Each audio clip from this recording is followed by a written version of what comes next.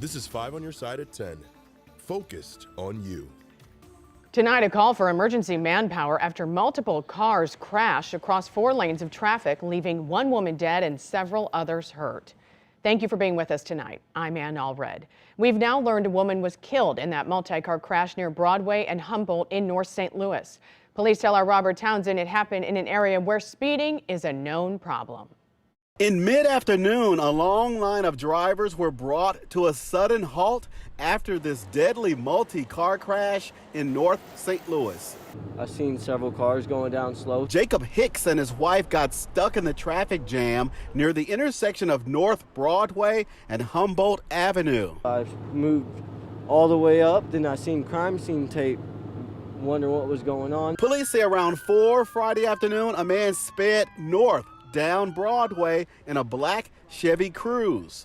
At that point, we believe because of stopped traffic, it tried to go around traffic and oncoming traffic. Investigators say the driver ran a red light, hit this blue Chrysler head on, and caused a chain reaction crash that involved 5 cars, including a St. Louis city vehicle. Some of those cars continued spinning. They hit 2 other stopped cars that were not hit as seriously. 5 people were hurt. The woman driving this Honda CR-V suffered critical injuries and was trapped in her mangled car.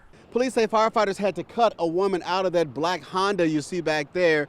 Investigators say she suffered internal bleeding and later died at a hospital. Oh, wow. Prayers to her family. Jacob Hicks says he's witnessed drivers traveling well over the posted 35-mile-an-hour limit. Ridiculous. It's crazy.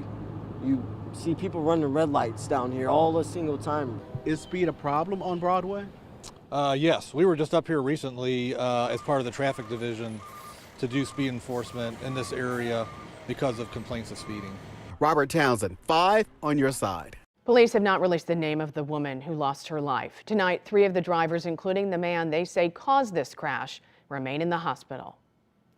This crash happened just hours after bills calling for the return of a red light and speed cameras was introduced at the St. Louis Board of Aldermen meeting. The bills need to go through several steps before becoming law. The cameras were ruled unconstitutional by the Missouri Supreme Court in 2015. Supporters say the cameras will make city streets safer, and the money from fines will go toward driver's ed programs and improving infrastructure. A former Afton Athletic Association umpire is charged with sex crimes. Investigators say Zachary Baribo had inappropriate sexual contact with 2 teens in June. He also used to work as an ump at the Arnold Athletic Association. Investigators are concerned there may be more victims throughout the St. Louis area, so they want parents to talk to their children who may have had contact with him. The Afton Athletic Association released a statement acknowledging Baribo's arrest, adding that he has been terminated and barred from the premises. While officials with the club are cooperating with the investigation at this time, they do not believe any of the alleged conduct took place on Afton Athletic Association property. Turns out a convicted sex offender who escaped from custody at Mercy Hospital South had a pretty busy day on the run. Tommy Wayne Boyd walked out of the hospital yesterday. Police say he then hitched a ride to South St. Louis, where he asked for a job application at a gas station. Then he took a selfie with a woman. He also went to a voter registration event at Tower Grove Park, where police say he answered some political questions, answered some surveys, and ate a hot dog. Police finally caught up with him around 8 o'clock last night at the Deerbergs in Shrewsbury.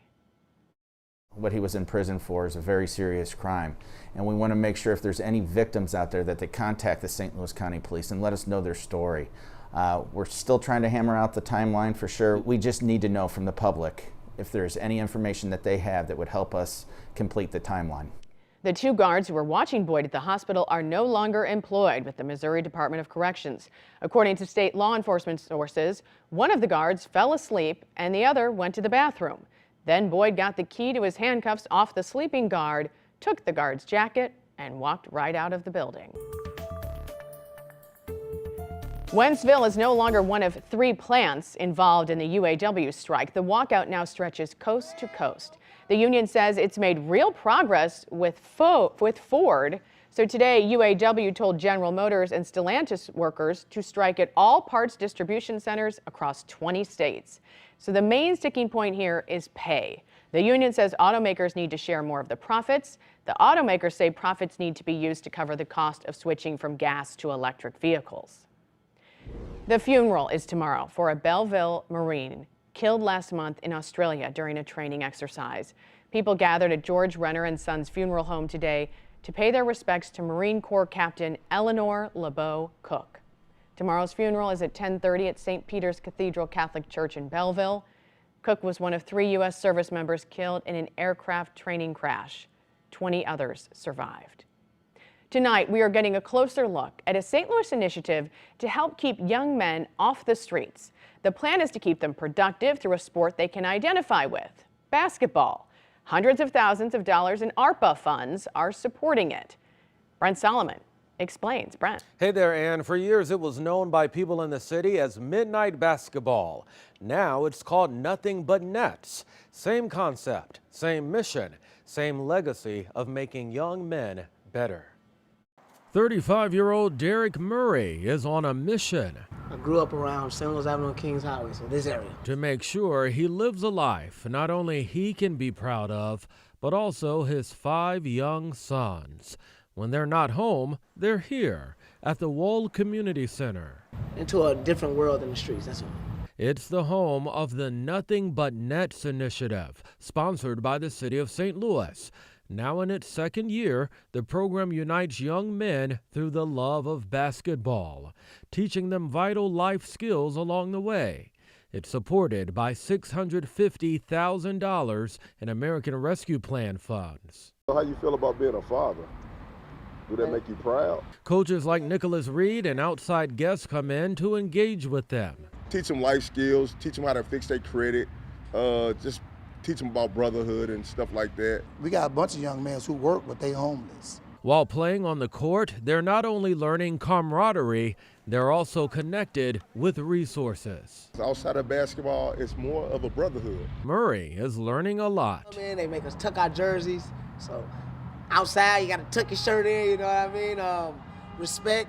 His goal, pass on the knowledge to those behind him and keep the goodwill going.